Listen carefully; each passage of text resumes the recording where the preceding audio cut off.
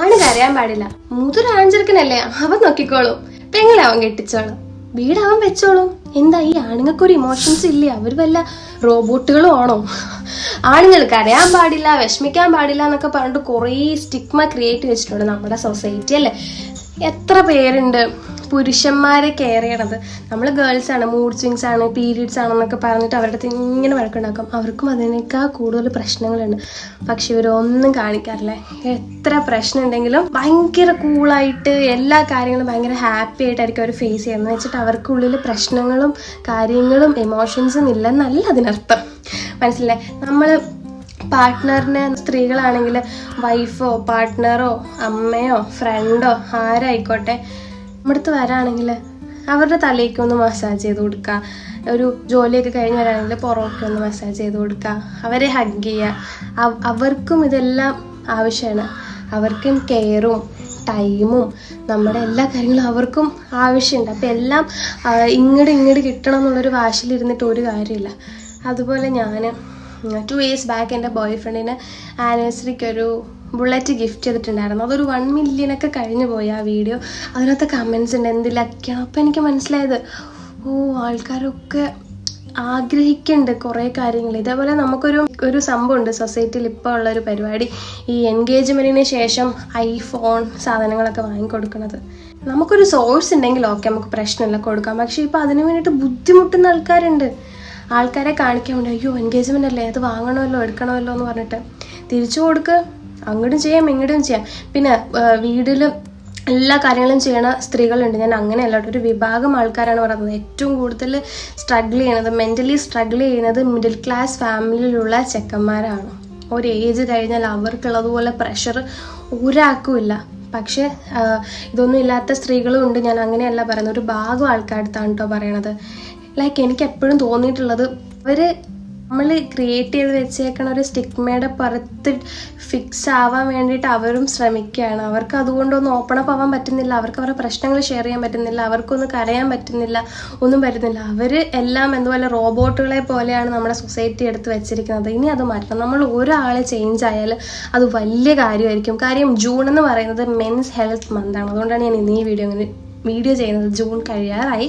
So ഇത് കാണുന്ന ഒരാളെങ്കിലും മനസ്സിലാക്കുക, അവർക്കും ഒരുപാട് പ്രശ്നങ്ങളുണ്ട്. പക്ഷെ അവർ ആരുടെടുത്തും ഇതൊന്നും ഷെയർ ചെയ്യത്തില്ല. എൻ്റെ വീഡിയോസിൻ്റെ കമൻറ്റ് ബോക്സിലൊക്കെ കമൻസ് വരുമ്പോഴാണ് കേട്ടോ ഞാൻ ശ്രദ്ധിക്കണത്, ഈ പുരുഷന്മാർക്ക് ഇതൊക്കെ ഭയങ്കര കാര്യമാണ്, ചെക്കന്മാർക്ക് നമ്മളൊക്കെ ഇങ്ങനെ ചെയ്യുന്നതൊക്കെ.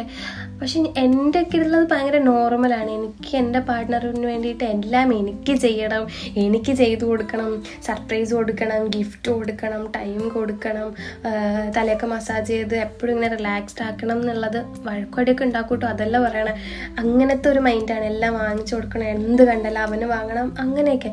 അപ്പം ഇങ്ങനെ ചിലരൊക്കെ ഇങ്ങനെ കമൻറ്റ് ബോക്സിലൊക്കെ ഇങ്ങനെ കാണൂലേ, ഗേൾസ് ഗേൾസ് മുടിപ്പിക്കും, ഗേൾസ് ഇങ്ങനെ പല കാര്യത്തിന് വേണ്ടിയിട്ടാണ് റിലേഷൻഷിപ്പിൽ നിൽക്കണം എന്നൊക്കെ കാണുമ്പം ലൈക്ക് അങ്ങനത്തെ ആൾക്കാരുണ്ട്. സോ അതൊക്കെ ബ്രേക്ക് ചെയ്യണം. അവിടെ ജെൻഡറൊന്നും നോക്കിയിട്ട് ഒരു കാര്യമില്ല. പാർട്ട്ണർഷിപ്പ്, ഒരു റിലേഷൻഷിപ്പ് എന്ന് വെച്ചാൽ പാർട്ട്ണർഷിപ്പാണ്. അവിടെ എല്ലാ കാര്യങ്ങളും അവർ ഈക്വലായിട്ട് ഇതാക്കണം. അങ്ങനെ നിങ്ങൾ ഊറ്റണ പെണ്ണുങ്ങളുണ്ടെങ്കിൽ ഇട്ടിട്ട് പോവാം.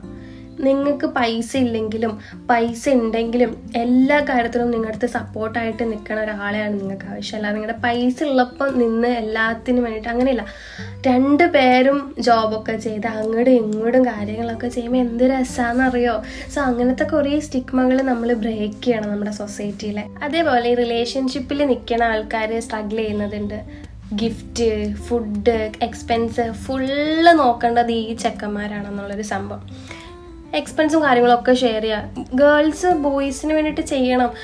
അതിലിവിടെ ജെൻഡർ ഇക്വാളിറ്റി നമ്മൾ പറയും, എല്ലാം ചെയ്യും. പക്ഷെ ഇങ്ങനത്തെ കാര്യത്തിന് ആരും ഒരു ജെൻഡർ ഇക്വാളിറ്റിയും പറഞ്ഞിട്ട് വരുന്നില്ല. അവർ തോന്നുന്നതാക്കണില്ല. എന്തോ ആഫ്റ്റർ മാരേജോ അല്ലെങ്കിൽ ഒരു പാർട്ട്ണർ, ഒരു ഫാമിലി എന്നുള്ളത് ആ വീട്ടിലെ പുരുഷന്മാരുടെ മാത്രം കാര്യമാണ്.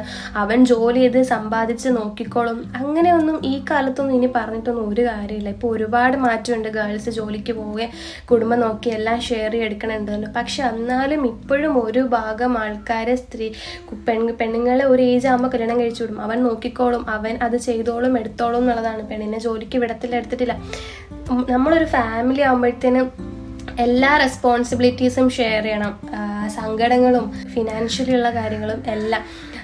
Like financially, mentally, physically boys ഒക്കെ ടയേർഡാണ്, എല്ലാവരും ഭയങ്കര എക്സോസ്റ്റഡ് ആണ്. പക്ഷെ ആരുടെടുത്തും അവരിതൊന്നും ഷെയർ ചെയ്യത്തില്ല, ഓപ്പൺ അപ്പ് ആവത്തില്ല. പക്ഷെ നമ്മളതിൽ നമ്മൾ തന്നെ ഒരു മാറ്റം എടുക്കുക. ഇപ്പം നമുക്ക് മെൻ്റലി കുറേ ഗേൾസിനെയും നമുക്ക് പീരീഡ്സും അതുപോലെ ഹോർമോണൽ ചേഞ്ചസും ഒക്കെ കാരണം നമുക്ക് ഒരുപാട് പ്രശ്നങ്ങൾ ഉണ്ടായിരിക്കാം. പക്ഷെ എന്നിരുന്നാൽ പോലും അവർക്ക് വേണ്ടിയിട്ട് നമ്മളൊരു ടൈം കൊടുക്കണം. ടൈം ഇൻ ദ സെൻസ് അവരെ കേൾക്കാനും അവരെ ഒന്ന് കെയർ ചെയ്യണം. ഇപ്പം അവർ നമ്മളെപ്പോഴും നല്ലൊരു പാർട്ട്ണർ, നമ്മുടെ ഒരു പാർട്ട്ണർ നമ്മളെ എപ്പോഴും എന്ത് ചെയ്യുക, തലയൊക്കെ ഒന്ന് തലോടി ഇതൊക്കെ മസാജൊക്കെ ചെയ്ത് നമ്മളെ റിലാക്സ്ഡ് ആക്കും. അതുപോലെ തിരിച്ചും ചെയ്യാം. ലൈക്ക് ഇങ്ങനത്തെ ഉള്ള എല്ലാ കാര്യത്തിനും ഒരു പാർട്ട്ണർഷിപ്പാണ് വേണ്ടത്.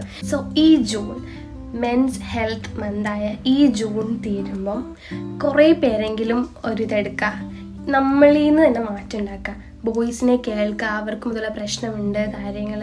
ഈ കല്യാണം കഴിഞ്ഞാൽ അവ മാത്രം നോക്കല്ല, പിന്നെ ഒരു ഏജ് ആകുമ്പോഴത്തേനും ഒരു വീട്ടിലിപ്പോൾ ഒരു അമ്മയാണത് കേൾക്കണമെങ്കിൽ അവൻ നോക്കിക്കോളും എന്നുള്ളൊരു സാധനം ഉണ്ടല്ലോ, അങ്ങനെ ചെയ്യില്ല. അവർക്കും ആഗ്രഹങ്ങളും കുറേ കാര്യങ്ങൾ ഇമാജിനേഷൻസും അവർക്ക് ഒത്തിരി ഉണ്ട് അവരുടെ ലൈഫിൽ ചെയ്തെടുക്കാൻ. അല്ലാതെ ഫുൾ ജീവിതകാലം മൊത്തം അവർ നോക്കിക്കോളൂ ഇവർ നോക്കിക്കോളൂ എന്നുള്ളൊരു സാധനം അത് ഭയങ്കര ഇതാണ്. ആ വീട്ടിൽ എത്ര പേരുണ്ടോ അവരെല്ലാവരും ഈക്വലി അത് ഷെയർ ചെയ്യണം, അത് ഈക്വലി മനസ്സിലാക്കണം.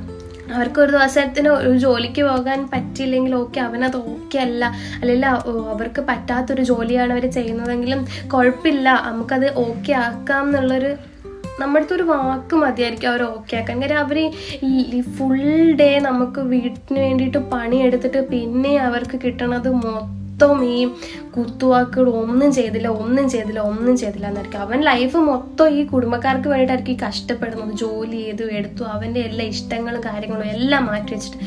എന്നാലും 100 കൂട്ടം പരാതികളായിരിക്കും നമ്മൾ ഈ ഗേൾസ് പറയണത്. പല സിറ്റുവേഷനും നമ്മൾ പറഞ്ഞു പോകും. പക്ഷെ ആലോചിക്കുക, മനസ്സിലാക്കുക, അവരെയും കൂടെ ചേർത്ത് പിടിക്കുക. അവർക്ക് ഇമോഷൻസ് ഉണ്ട്, ഫീലിങ്സ് ഉണ്ട്, അവർക്ക് ബ്രേക്ക് ഡൗൺ ആവും. അവർക്ക് ടൈം വേണം, അവർക്ക് ബ്രേക്ക് വേണം, അവർക്ക് റിലാക്സേഷൻസ് വേണം. അത് മനസ്സിലാക്കിയിട്ട് നിൽക്കാം. നമുക്ക് മാത്രമല്ല, നമുക്ക് മൂഡ് സ്വിങ്സ് ഉണ്ട്, നമുക്ക് നമ്മുടേതായിട്ടുള്ള പ്രശ്നങ്ങളുണ്ട്. എന്നിരുന്നാൽ പോലും അവരെയും നമ്മൾ കെയർ ചെയ്യുക, അവരെയും സപ്പോർട്ട് ചെയ്യുക, അവർക്ക് വേണ്ടിയിട്ടുള്ള കാര്യങ്ങൾ നമ്മൾ ചെയ്തു കൊടുക്കുക. പിന്നെ ചില അമ്മമാരുടെ ഒരു ഇതുണ്ട് കേട്ടോ, എൻ്റെ മോനെ ഏറ്റവും നന്നായിട്ട് അറിയാവുന്നത് എനിക്കാണെന്നുള്ളത് ആയിരിക്കാം. പക്ഷെ അവൻ്റെ പാർട്ട്ണർ ഉണ്ടല്ലോ, ഒരു വൈഫിനും പാർട്ട്ണറിനും അല്ലെങ്കിൽ ഒരു ഫ്രണ്ടിനും അറിയാവുന്നതായിട്ടുള്ള അത്രയും കാര്യങ്ങൾ ചിലപ്പോൾ അവർ അമ്മയ്ക്ക് അറിയണമെന്നില്ല. നമ്മുടെ ഇപ്പോൾ ഒരു പാർട്ട്ണർ, ഒരു വൈഫ് ആയിക്കോട്ടെ, അവർക്ക് ഫിസിക്കൽ നീഡ്, അതല്ലെങ്കിൽ അവനൊന്ന് കരയുന്നത്, അവൻ്റെ എല്ലാ ടെൻഷൻസും കാര്യങ്ങളും ഒക്കെ ഷെയർ ചെയ്യുന്നത് ആ വൈഫിനെ ആ പാർട്ട്ണറിൻ്റെ അടുത്തായിരിക്കും. ചിലപ്പോൾ അവർക്കായിരിക്കും 100% അറിയുന്നത്. എന്ന് വെച്ചിട്ട് അവനൊരു പ്രശ്നം വരുമ്പോൾ അവനെന്ത് പ്രശ്നം വരാനോ, അവനങ്ങനെയൊന്നുമില്ല, അവന് വിഷമമൊന്നുമില്ല, അങ്ങനെ വിചാരിക്കരുത് കേട്ടോ. പിന്നെ അവൻ കരയാനോ, അവനെന്തിനാ കരയണ, എൻ്റെ മോൻ കരയത്തില്ല. അങ്ങനെ വൃത്തിയായിട്ട് അതൊക്കെ മാറ്റാനുള്ള സമയമായിരിക്കണം. Thank you.